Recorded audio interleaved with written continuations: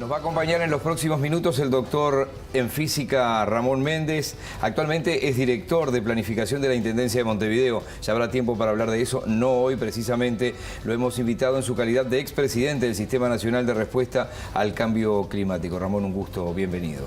Un gusto para mí estar acá con ustedes. Quería ir a los detalles porque por qué la invitación, obviamente, al doctor Ramón Méndez. Habíamos hablado al comienzo con el profesor José Serra de esta situación meteorológica impactante, es habitual pero no tanto, ¿no? Además con terremotos en México a comienzo de mes, con el terremoto de hoy y con estos huracanes uno tras otro, y con un presidente de los Estados Unidos que retiró a su país de las comisiones mundiales de cambio climático. ¿Cómo estás viendo esto? Bueno, por un lado con preocupación, pero por otro lado creo que hay una solidez internacional en relación al tema, histórica, que me parece que va a poder pasar por delante de una presidencia de Estados Unidos, que es un hecho puntual en la historia, simplemente. No es de casualidad que incluso representantes de los países mayores productores de combustibles fósiles, como los países árabes o el gobierno de Venezuela, accedieron naturalmente a llegar a un acuerdo que limitara fuertemente el uso del petróleo y del carbón, porque hay un convencimiento a nivel internacional mayúsculo en relación a la preocupación sobre el tema. En particular, los datos científicos hoy en día son muy sólidos. Como había alguna duda, hace ya unos cuantos años se creó el panel intergubernamental de expertos en cambio climático, con representantes de los 195 países de Naciones Unidas, con los mejores expertos, miles de expertos, que informe tras informe concluye que el cambio climático es un hecho y que las causas, el origen humano de este cambio climático es un hecho incontrovertible. Entonces eso lleva a que se hayan tomado las decisiones, como en particular fue el Acuerdo Climático de París. Que hayas recibido una distinción como uno de los 5 latinoamericanos que integran la lista de los 50 líderes mundiales te ha permitido estar en reuniones que el común de los mortales no participamos. En estos tiempos de tanta teoría de la conspiración en internet, y que hasta algún científico que habló con una cadena de Estados Unidos habla de ese proyecto de la Fuerza Aérea y de la Marina como el proyecto HARP, en esas reuniones, ¿alguna teoría de estas se esboza? ¿Alguien la tira? ¿Ni se toca el tema?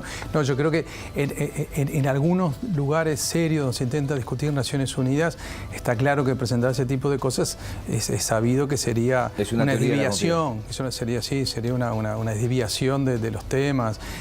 Hoy en día, vuelvo a insistir, en la comunidad internacional no hay dudas en relación al tema. Aparece siempre alguna voz que muchas veces al final termina siendo demostrado que está pagado por una otra forma por alguna corporación con intereses en el tema, pero vuelvo a decir, hasta los jeques árabes aceptan que hay que frenar el cambio climático, que este cambio climático que vivimos hoy no tiene parangón en la historia terrestre, porque hemos vivido efectivamente en el pasado otros cambios climáticos, pero ninguno con la velocidad y con la contundencia que está ocurriendo en estas últimas décadas en el mundo. Y hacia el sur, hacia el lugar donde vivimos nosotros, por ejemplo... Bueno, los impactos están en todos lados, ¿no? Es lo que justamente se certifica año tras año con los diferentes informes de la ciencia, o incluso las academias de ciencia, los principales países del mundo le han escrito cartas a sus gobernantes alertando sobre lo que está pasando y pidiéndole que tomen cartas en el asunto.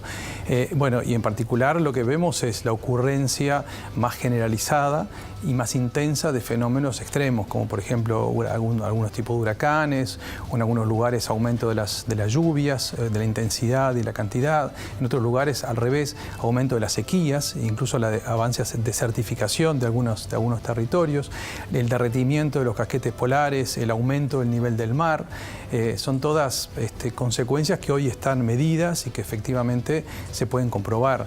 ¿Entran, por ejemplo, en esas conferencias los movimientos sísmicos también? Porque no. Eso no entra. Los movimientos sísmicos tienen otro origen completamente diferente y que no tiene nada que ver con el cambio climático.